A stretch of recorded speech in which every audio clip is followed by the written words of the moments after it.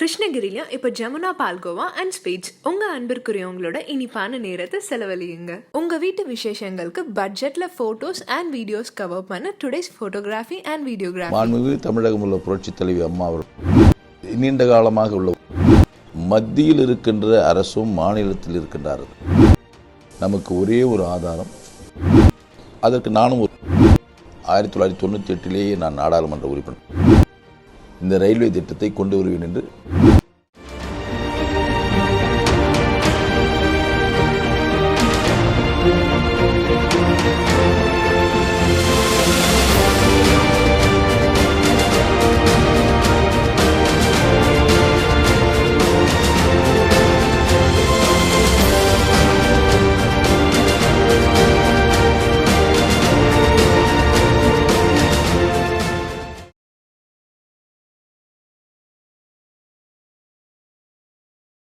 ரொம்ப முக்கியமான கேள்வி.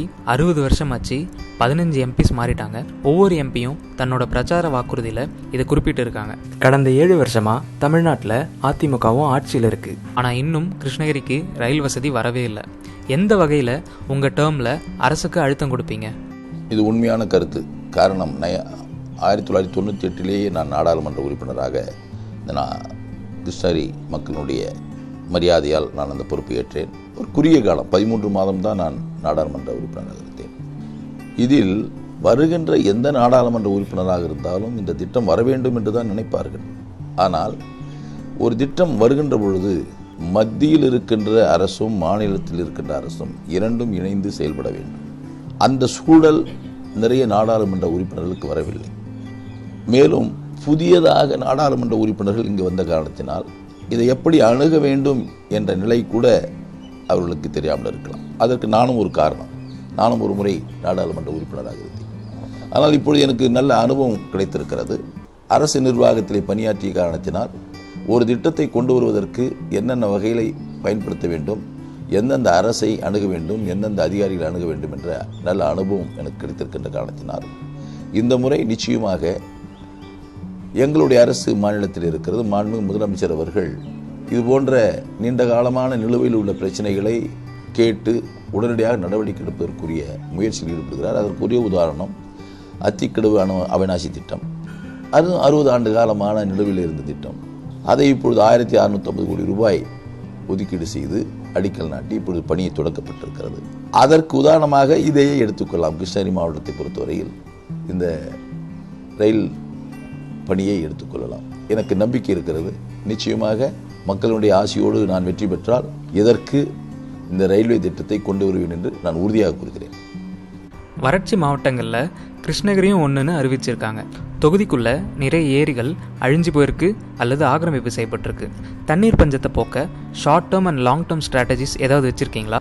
ஆக்கிரமிப்பில் உள்ள ஏரிகளை, அதோட நீர் வழித்தடங்களை மீட்கிறத பற்றி ஏதாவது யோசனை வச்சுருக்கீங்களா? தமிழகத்தை பொறுத்தவரையில் ஜீவநதி உற்பத்தியாகாத ஒரு மாநிலம். அதுவும் குறிப்பாக கிருஷ்ணகிரி மாவட்டம் பூகோள ரீதியாக பார்ப்பீர்கள் என்று சொன்னால் நீர் ஆதாரங்கள் இல்லாத ஒரு பகுதி, பாறைகள் நிறைந்த பகுதி. நமக்கு ஒரே ஒரு ஆதாரம் தென்பெண்ணை ஆற்று தான். அந்த தென்பெண்ணை ஆறும் கடந்த பல ஆண்டுகளாக பல்வேறு வகையான சோதனைகளை சந்தித்து கொண்டிருக்கின்ற ஆறாக இருக்கிறது. பெங்களூருடைய இருக்கின்ற கழிவு நீர்கள் கலக்கின்ற காரணத்தினால் அந்த தூய்மை பாதிக்கப்பட்டிருக்கிறது. அடுத்ததாக கிருஷ்ணகிரி மாவட்டத்தில் இயற்கையின் வாயிலாக பெய்யக்கூடிய மழைகள் தேங்கக்கூடிய அளவிலே நிறைய சிறிய சிறிய குளங்கள், குட்டைகள், ஏரிகள் இருக்கின்றன. அதில் நீராதாரங்கள் சென்று சேருவதற்குரிய கால்வாய்கள் இப்பொழுது நிறைய பகுதியிலே அடைக்கப்பட்டிருக்கிறது.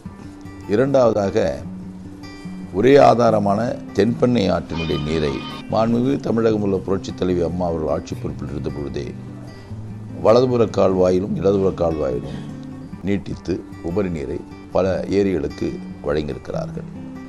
அதே நேரத்தில் இன்னும் இருக்கின்ற ஏரிகளுக்கும் உபரி நீரை கொண்டு செல்வதற்குரிய புரட்சி தலைவி அம்மா அரசினுடைய நடவடிக்கை எடுத்திருக்கிறது.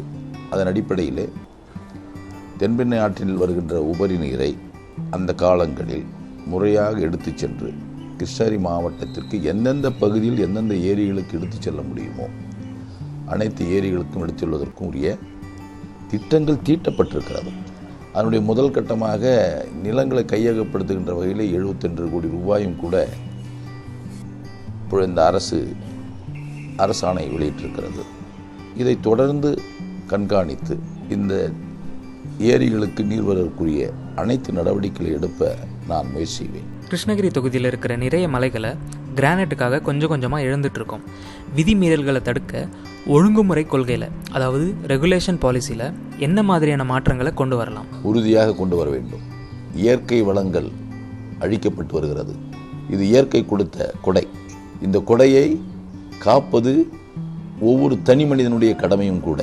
அதே நேரத்தில் அறிவியல் உலகத்தில் பயன்படுத்தக்கூடிய பொருட்களை நாம் பயன்படுத்தித்தான் ஆக வேண்டும். அப்படி பயன்படுத்துகின்ற பொழுது சேதாரம் இல்லாமல், அதனுடைய இயல்பு தன்மை மாறாமல் அதை பயன்படுத்துவதற்குரிய முழு நடவடிக்கை எடுப்பதற்கு நான் முயற்சி செய்வேன். தென்பெண்ணை ஆற்றுல கலக்கப்படுகிற கழிவுநீர், நடத்தப்படுகிற மணல் திருட்டு, இது ரெண்டத்தை பற்றின உங்களோட கருத்து? அதை தடுக்க என்ன மாதிரியான நடவடிக்கை? நீண்ட காலமாக உள்ள ஒரு பிரச்சனை. இதை உடனடியாக முடிவுக்கு கொண்டு வர முடியாது. காரணம், இந்த கழிவு நீரை தடுத்தாக வேண்டும். அந்த கழிவு நீரை சுத்திகரிப்பிடித்து நல்ல நீர் சேர்க்க வேண்டும். அது உடனடியாக நடைமுறைக்கு வராது. ஆனால் உரிய முறையில் அதனுடைய என்ன செலவுகள் ஏற்படுகிறது என்பதையெல்லாம் ஆய்வு செய்து அதனுடைய ஆய்வின் அடிப்படையிலே அரசிற்கு சமர்ப்பிற்குரிய நடவடிக்கை எடுப்பேன். கிருஷ்ணகிரி தொகுதியில் நிறைய மலைவாழ் மக்களும் பழங்குடியினரும் வாழ்ந்துட்டு இருக்காங்க. அவங்களோட பொருளாதாரம், வாழ்வாதாரம் ரெண்டுமே காடுகளை சார்ந்தே இருக்குது. காடு வளர்ப்பு அல்லது காடுகள் பாதுகாப்பு பற்றி உங்கள் தேர்தல் அறிக்கையில் என்ன சொல்லியிருக்காங்க? கிருஷ்ணகிரி மாவட்டத்தில் மலைப்பகுதியில் இருக்கின்ற மலைவாழ் மக்கள் ஒரு குறிப்பிட்ட பகுதியில் தான் இருக்கிறார்கள். ஏற்கனவே இருந்த அரசாங்கமானாலும் சரி, இப்பொழுது இருக்கின்ற அரசாங்கமானாலும் சரி, அவர்களுக்கு தேவையான பல்வேறு வசதிகளை செய்து கொடுத்திருக்கிறது. தொடர்ந்து செய்து கொடுக்கும். எந்த ஆட்சி, எந்த அரசு வந்தாலும் கூட இது போன்ற மிகவும் பின்தங்கிய மக்களுடைய வாழ்வாதாரங்களை மேம்படுத்துவதற்கும் அவனுடைய வாழ்க்கை தரத்தை உயர்த்துவதற்கும் எல்லா விதமான முயற்சி எடுக்கும். நாடாளுமன்ற உறுப்பினர் என்ற நிலையில் வருகின்ற பொழுது நிச்சயமாக அதற்கு தனி கவனம் செலுத்தி அவருடைய வாழ்வாதாரத்தில் மேம்படுத்துவதற்குரிய அனைத்து நடவடிக்கையும் மேற்கொள்வேன் என்பதை தெரிவித்துக் கொள்கிறேன். நீங்கள் ஜெயிச்சு 5 வருஷம் கழிஞ்சு கிருஷ்ணகிரி தொகுதி என்ன மாதிரியான மாற்றத்தை கண்டிருக்கும்? 5 ஆண்டுகள் கழித்த பின்பு பார்க்கலாம்.